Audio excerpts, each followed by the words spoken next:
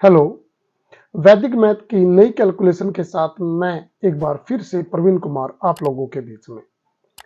आज हम 3 अंकों की संख्याओं की गुना 2 अंकों की संख्याओं के साथ सीखेंगे, जिसको हम वैदिक मैथ के सूत्र 3 ऊर्ध्व त्रिज्यभ्याम से कंप्लीट करेंगे। इस सूत्र का जो मीनिंग होता है वो सीधे, खड़े और तिरछे दोनों प्रकार से गुना करनी होती है। चलिए सबसे पहले मैं इस विधि को अप्लाई करने के लिए जिन स्टेप्स का मैं इस्तेमाल करूंगा आप लोगों के सामने वो लेके आ रहा हूं। हम 3 अंकों की संख्याओं को जब 2 अंकों की संख्याओं के साथ गुना करते हैं तो हम 4 स्टेप्स का इस्तेमाल करते हैं। सबसे पहले यहां पर 3 अंकों की संख्याएं हैं, ये 2 अंकों की संख्या है। जब हम गुना करेंगे तो जो सबसे पहला स्टेप रहेगा, मुझे ये वर्टिकल मल्टीप्लाई को कंप्लीट करना पड़ेगा। सेकंड स्टेप में क्रॉस मल्टीप्लाई करके और संख्याओं को ऐड करना है। थर्ड स्टेप में क्रॉस वाइज मल्टीप्लाई करनी है और फिर ऐड करना है। और फोर्थ स्टेप में मुझको फिर से वर्टिकली मल्टीप्लाई करनी है। इस प्रकार से ये 4 स्टेप्स को अप्लाई करके मैं अपनी मल्टीप्लिकेशन को बड़े ही आसान तरीके से वैदिक मैथ से कर सकता हूं। चलिए इसको अच्छी तरह से समझने के लिए मैं एक एग्जांपल आपके सामने लेके आ रहा हूं। यहां पर देखिए, मुझे अंक दिए गए हैं। 3 अंकों की संख्या को 2 अंकों की संख्या के साथ मल्टीप्लाई करना है। मैं यहां पर 3 अंकों की संख्याएं लिख लेता हूं।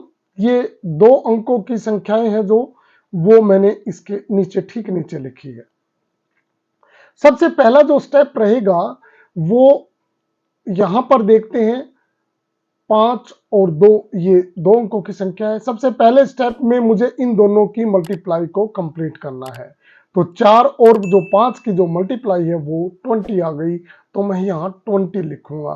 फर्स्ट स्टेप्स में जो मेरे को अप्लाई करना था वर्टिकल मल्टीप्लाई, वो मैं कंप्लीट कर चुका हूं।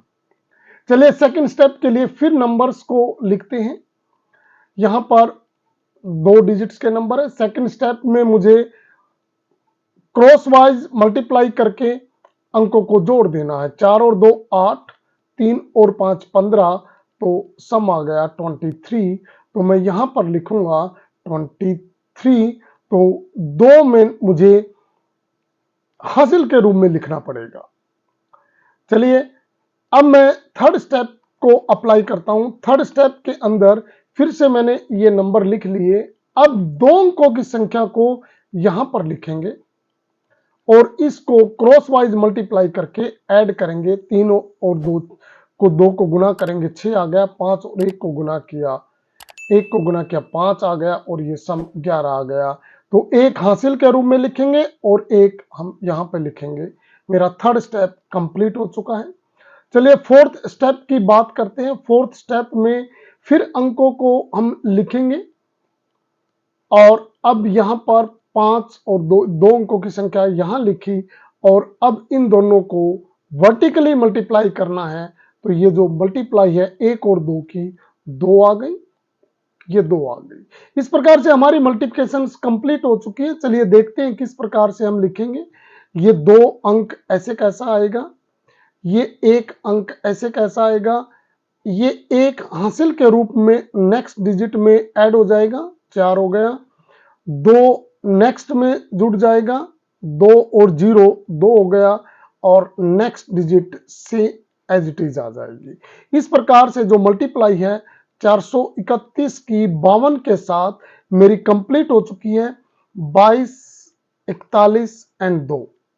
तो हमने इसको बिल्कुल ही आसान तरीके से मल्टीप्लाई को कर लिया है। आशा करता हूं आप इस मल्टीप्लिकेशन को प्रैक्टिस करेंगे और निश्चित रूप से आपकी जो मल्टीप्लाई करने की जो क्षमता है वो बढ़ेगी। धन्यवाद।